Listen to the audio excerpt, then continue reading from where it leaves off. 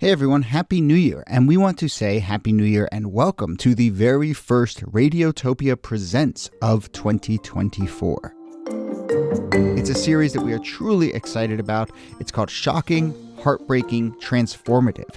Now, this is from documentarian Jess Shane, who put out an open call on Craigslist and then worked with 4 strangers to explore the standard rules that documentarians and journalists use to tell their subject stories. So this series gets into all sorts of questions about what happens when people's real lives are collected, edited, and consumed.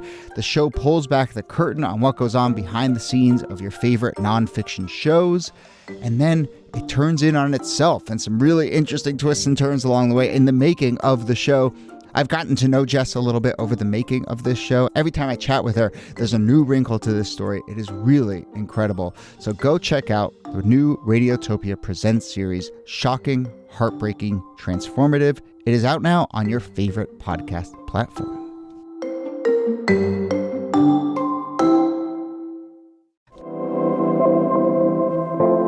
Hello and welcome to This Day in Esoteric Political History from Radiotopia. My name is Jody Abergan.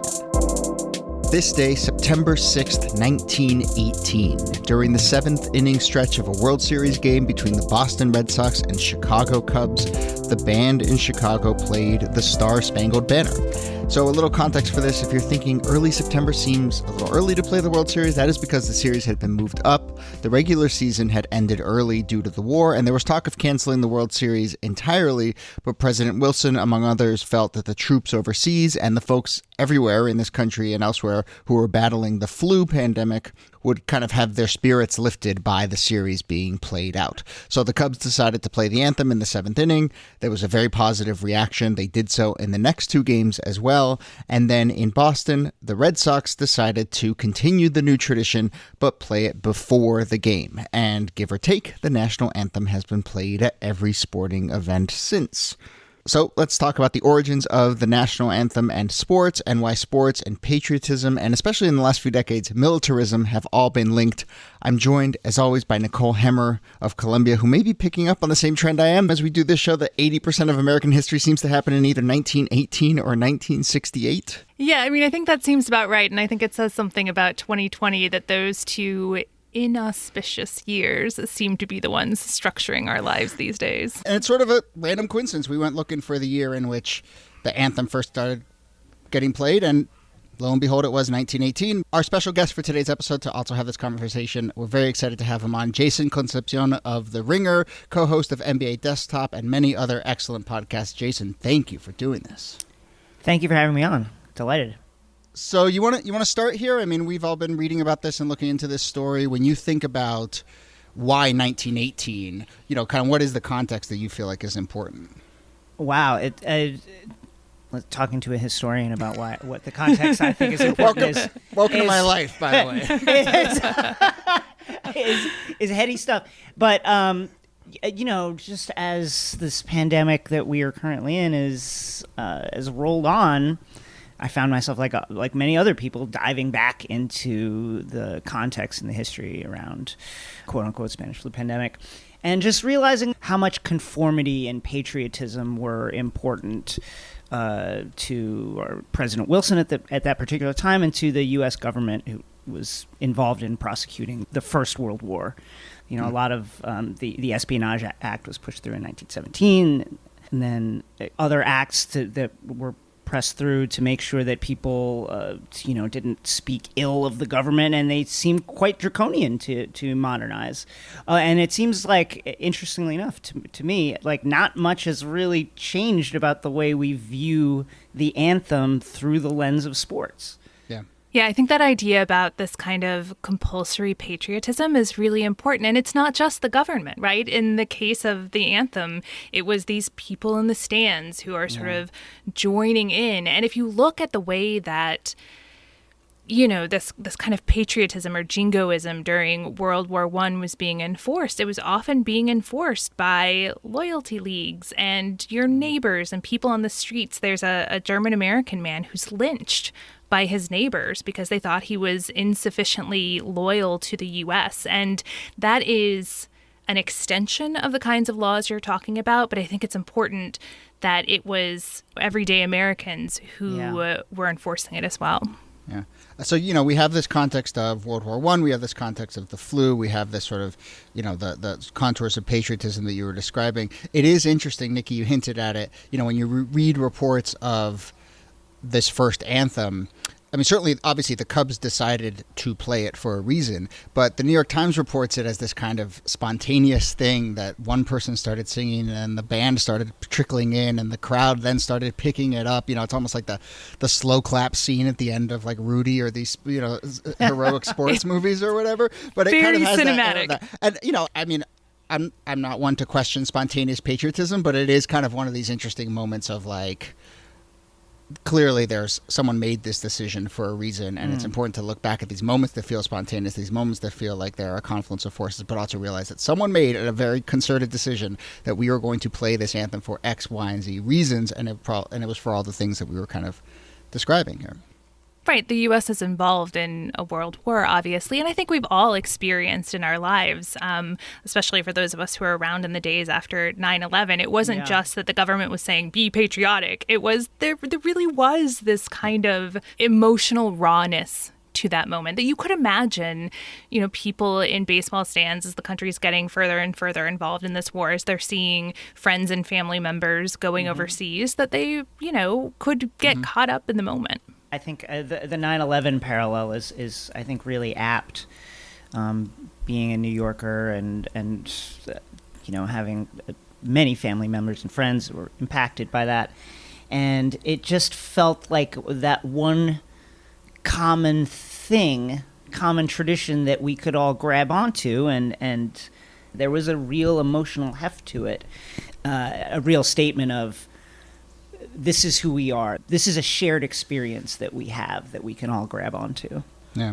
Some other elements here that I think are worth pointing out. I think this also reports that, a lot of the players in baseball at the time had come back from the war or were veterans. And there's reports that, some of the players kind of spontaneously started to salute as the anthem was happening. So I think, there's this interesting line between kind of civic pride and patriotism and all those sort of things we've been discussing. And I think one thing to keep in mind is it doesn't strike me as a total coincidence that it's the Chicago Cubs and Wrigley Field where this happens. So I when I was at 30 for 30, we reported a piece about Wrigley Field. And, one of the things I really came to understand there was that the Cubs for a long time have been one of, and Wrigley himself, really thought of the ballpark as a civic space and really did think that this was a community space where people could come together and sort of play out a lot of the ideals of what it meant to be an American and a community member. And somewhere in there is that line between civic space and like compulsory patriotic space, which is kind of the slippery territory here.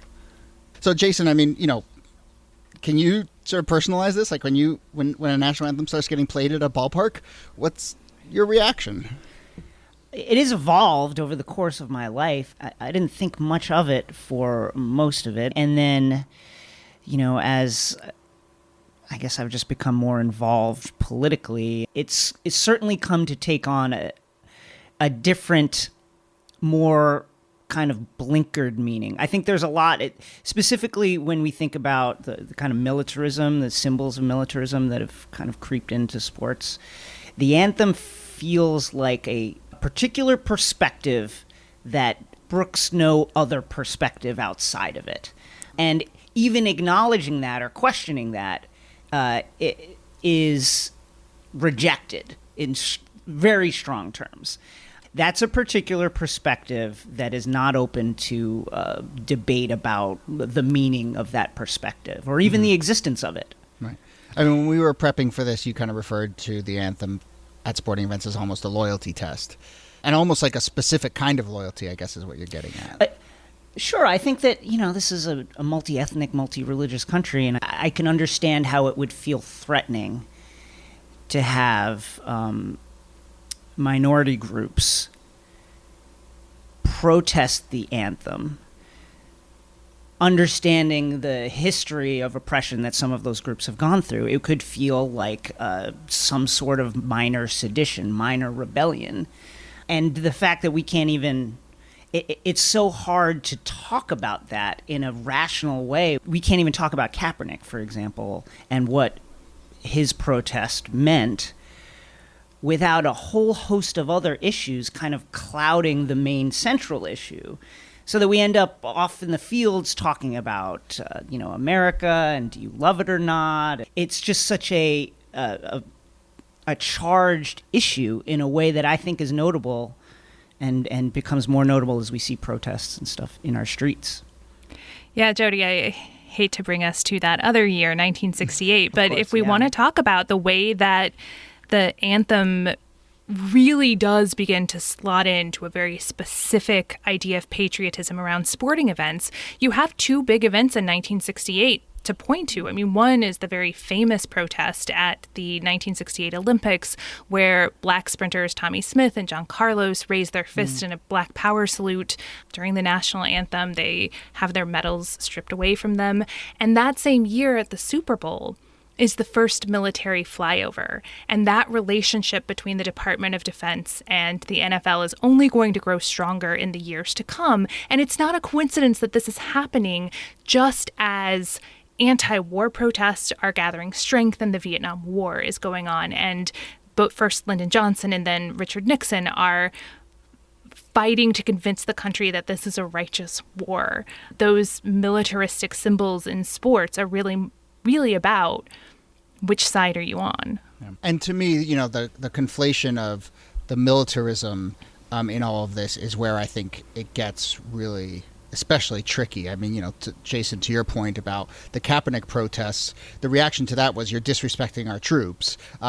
Which makes an assumption that the anthem and the troops are somehow, wedded together. No one's even questioning that assumption. I mean, if they weren't wedded together and the reaction to Kaepernick was, you're questioning this country or what this country means, at least there's an entry point there, right? To have maybe the conversation he wants to have, right? But because of the troops sort of litmus test, you just hit a wall and then you're on one side or the other. Yeah, it's very interesting. You hear people say, well, let's keep politics out of sports when debates about Kaepernick and other anthem protests arise.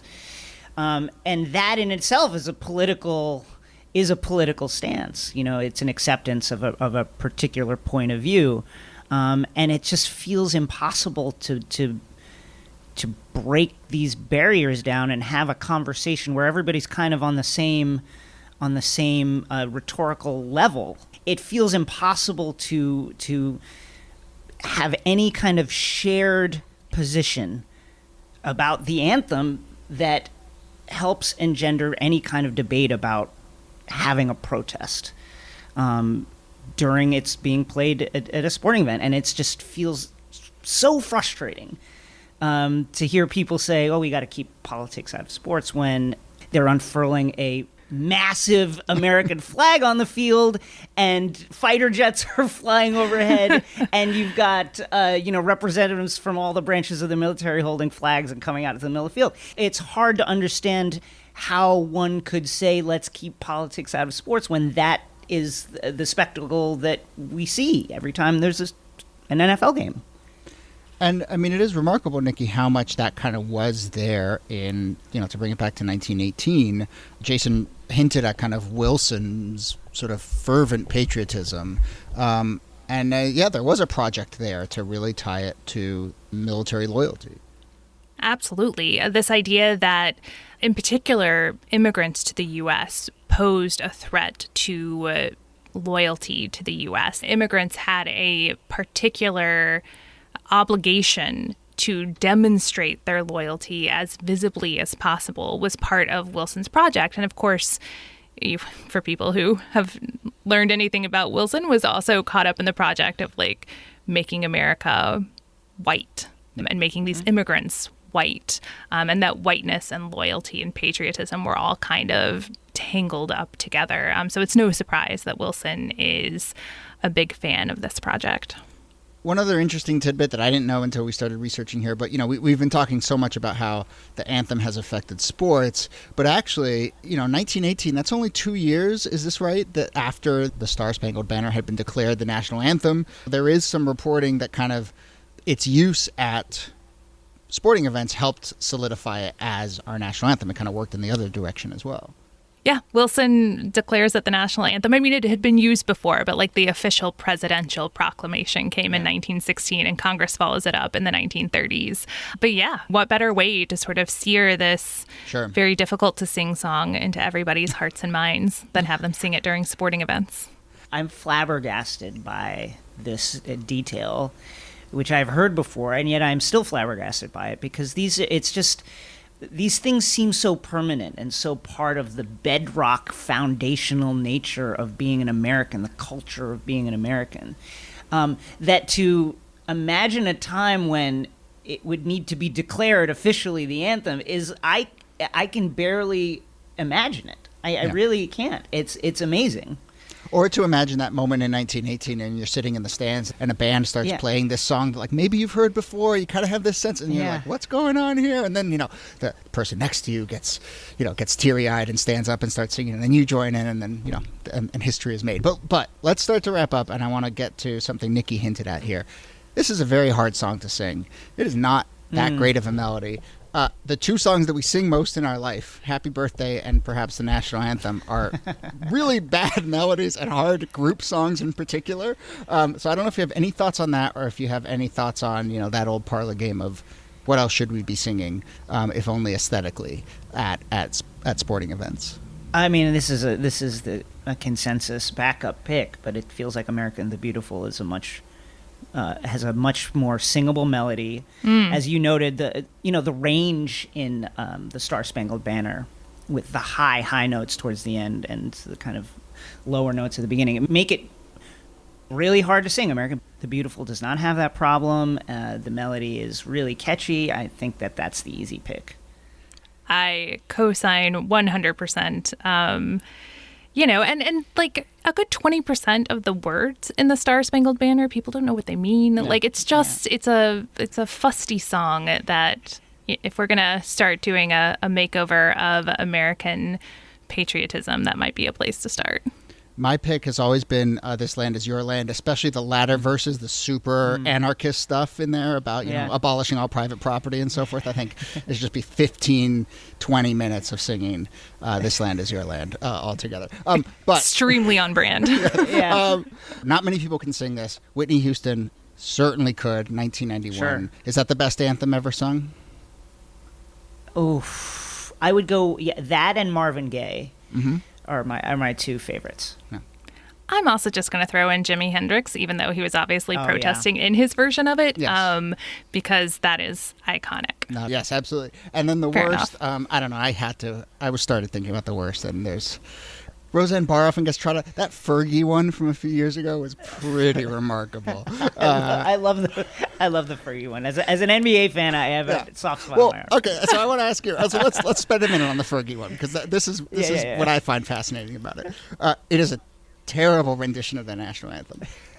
The players themselves, as they are watching it, start cracking up. So you get one round of memes of the bad anthem itself. Then you get another round of memes of the players cracking up at the bad anthem. And then there is a third round of memes when the players go into the locker room, start looking at the memes on their phones, and there's cameras in there recording them reacting to the reaction, and you get a whole nother round of mocking of Fergie as a result of that too. Well, I think the last thing, I believe, was in response to Fergie's ex-husband, Josh Duhamel. The actor Josh Duhamel had criticized, I think specifically Draymond Green, who was caught on camera reacting to the anthem, and called him out. And so the Golden State Warriors played a remixed version of Fergie's national anthem in their locker room, and they danced to it, and then they put that on the internet. And cameras caught that. This is why you invite the host of NBA Desktop onto your politics podcast. Yes, that's right. All right, that brings us to the end of the show. Jason Concepcion, thank you so much for doing this. This has been really fun. Oh my gosh, thank you both for having me. And Nicole Hemmer, thanks to you as always. Thanks, Jody. This Day in Esoteric Political History is a proud member of Radiotopia from PRX. Our researcher and producer is Jacob Feldman. Our producer is Brittany Brown. Thanks to everyone who's reached out to us with comments and potential topics. Keep them coming. They're much appreciated. Email us thisdaypod@gmail.com. My name is Jody Abergan. Thanks again for listening, and we'll see you soon.